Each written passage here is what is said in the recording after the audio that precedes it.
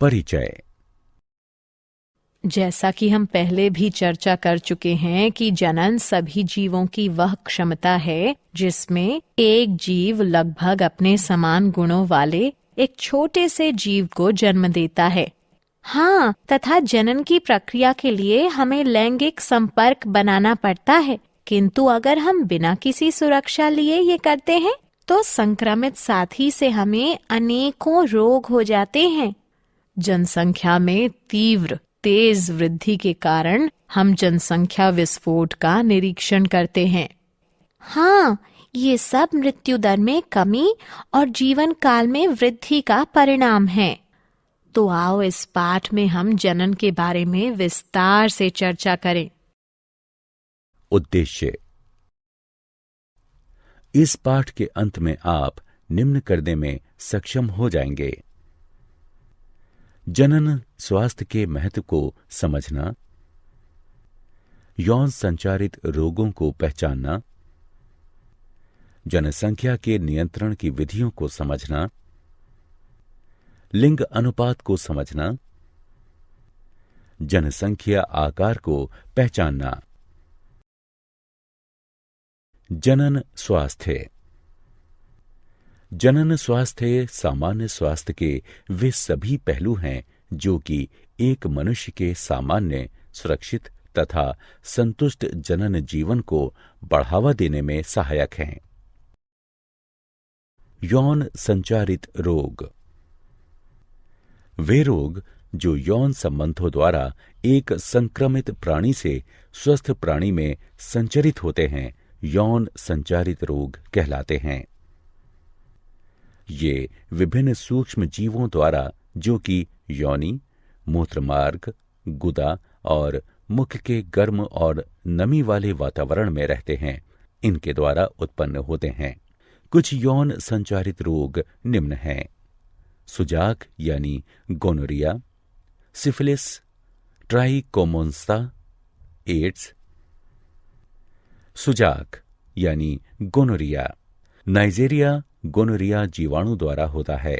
इस रोग का मुख्य लक्षण मूत्रोजनन मार्ग में सूजन तथा जलन है तथा पेशाब करते समय रोगी को अत्यधिक जलन महसूस होती है। यह जीवाणु नर के मूत्रमार्ग और मादा के गर्भाशय ग्रीवा को संदूषित करता है। सिफिलिस ट्रेपोनेमा पेडिलियम जीवाणु द्वारा होता है। मूत्रोजनन मार्ग की म्यूकस झिल्ली में धब्बे यानी चकत्ते होना तथा जननांग पर अल्सर होना आदि इस रोग के मुख्य लक्षण हैं। ट्राइकोमोन्स्ता एक प्रोटोजोआ ट्राइकोमोनास वेजिनेलिस द्वारा होता है। मादाओं के मूत्रोजनन मार्ग द्वारा कुछ योनिस्राव इस रोग का मुख्य लक्षण है। एड्स एक विषाणु एचआईवी द्वारा होता है, जो कि शरीर की प्रतिरोधक क्षमता को कम कर देता है तथा जिससे शरीर किसी भी रोग से जल्दी ही ग्रसित हो जाता है। एड्स के संचारण के माध्यम यौन संबंध, संदूषित प्राणी के रक्त का रक्ताधान यानी स्थानांतरण, संदूषित सुई का प्रयोग, सरगर्भता यानी गर्भावस्था के दौरान अपरा द्वारा मात्र से शिशु में आना आदि है। जन्म नियंत्रण की विधियां। सगर्भता गर्भावस्था का नियंत्रण करने के लिए अनेक तकनीकियां विकसित की गई हैं। ये मुख्यतः 3 प्रकार की होती हैं: यांत्रिक अवरोधक विधि, रासायनिक विधि, शल्य क्रियात्मक विधि।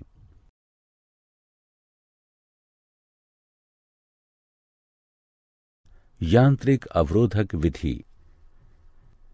यांत्रिक अवरोधक विधि में शारीरिक बाह्य युक्तियां जैसे कॉन्डोम, डायाफ्राम और ग्रीवा टोपी प्रयुक्त होते हैं, जो कि संभोग यानी मैथुन के दौरान शुक्राणुओं को स्त्री के जनन मार्ग में घुसने से रोक देते हैं। अतः यह उनके बीच में रोधक की भांति कार्य करता है। अंतःगर्भाशयी युक्तियों का प्रयोग गर्भाशय में अंतरोपण को रोकता है। यह युक्ति कॉपर-टी है, जो कि डॉक्टरों या अनुभवी नर्सों द्वारा गर्भाशय में सुरक्षित रूप से लगाई जाती है। रासायनिक विधि। रासायनिक विधि में स्त्रियों द्वारा विशिष्ट औषधियां प्रयोग की जाती हैं, जो कि 2 प्रकार की होती हैं, मुख वाली गोलियां और योनि वाली गोलियां। मुख वाली गोलियों को मुखीय गर्भ निरोधक भी कहते हैं, जो कि शरीर के हार्मोनों के संतुलन को बदल देती हैं, जिससे कि अंड का त्याग नहीं होता और निषेचन नहीं हो सकता है।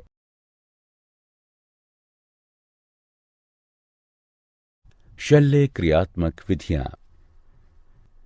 शल्य क्रियात्मक विधियों में नरों में शुक्रवाहक के एक छोटे से हिस्से को काट या बांध दिया जाता है।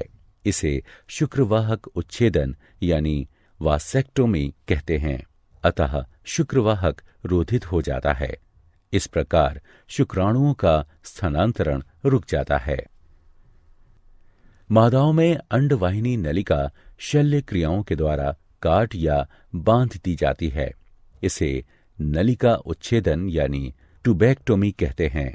अतः अंड गर्भाशय तक पहुंचने में सक्षम नहीं होता है तथा इस प्रकार निषेचन नहीं हो पाता है। लिंग अनुपात। एक जन समुदाय में मादा तथा नर की संख्या का अनुपात ही लिंग अनुपात कहलाता है। एक स्वस्थ समाज के लिए मादा नर का अनुपात बनाए रखना अत्यंत आवश्यक है। कन्या भ्रूण हत्या के कारण हमारे समाज के कई हिस्सों में कन्या शिशु लिंग अनुपात का गिरना एक चिंता का विषय है। इसलिए जन्म से पहले भ्रूण के लिंग का पता लगाना एक कानूनन अपराध माना गया है। जनसंख्या का आकार। जनन की सहायता से जीव अपनी जनसंख्या में वृद्धि करते हैं। एक निश्चित जनसंख्या में जन्म तथा मृत्यु की दर जनसंख्या का आकार निर्धारित करती है। जनसंख्या में वृद्धि तब होती है जब जन्म दर मृत्यु दर से अधिक होती है। क्या आप जानते हैं, मानव जनसंख्या वृद्धि की चरघातांकी अवस्था 1750 एडी में शुरू हुई थी। विश्व की मानव जनसंख्या अगले 30 वर्षों में 9.5 अरब तक पहुंच जाएगी। भारत ऐसा पहला देश बना जिसमें 1951 में सरकार द्वारा प्रवर्तित परिवार नियोजन को अपनाया। नाको राष्ट्रीय एड्स नियंत्रण संस्था। भारत ने 1987 में राष्ट्रीय एड्स नियंत्रण संस्था प्रारंभ की थी। प्रत्येक वर्ष 1 दिसंबर विश्व एड्स दिवस के रूप में मनाया जाता है।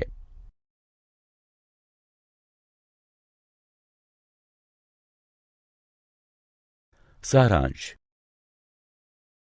आइए हमने जो कुछ सीखा है उसे संक्षेप में दोहराएं। मानव जनसंख्या में तीव्र वृद्धि जनसंख्या विस्फोट कहलाती है। इसका मुख्य कारण मृत्यु दर में तीव्र गिरावट और जीवन दर में तीव्र बढ़ोतरी होना है।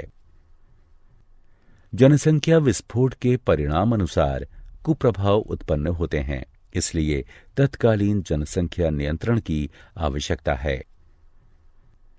जनसंख्या वृद्धि परिवार नियोजन कार्यक्रमों के द्वारा रोकी जा सकती है, जिसके अंतर्गत विभिन्न प्रकार के यांत्रिक, रासायनिक, शल्य क्रियात्मक और प्राकृतिक विधियां आती हैं।